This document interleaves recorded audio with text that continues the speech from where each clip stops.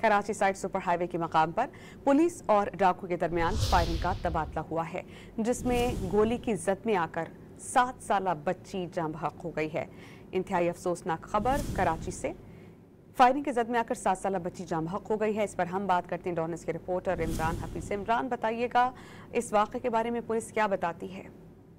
देखिए, ये side super highway है फकीरा गोट। यहाँ पर पुलिस और मंशियात फरोश के दरमियान जो है फायरिंग का तबादला चल रहा था। इस दौरान 7 साल बच्ची जो राहगीर थी वहां से ये गुजर रही थी, जो उसकी जद में आई है। बच्ची की गोली जो है वो सर पे लगी है। ये शदीद जख्मी हुई, इसे अस्पताल मुंतकिल किया जा रहा था कि इसने अस्पताल पहुंचने से पहले ही जो दम तोड़ दिया।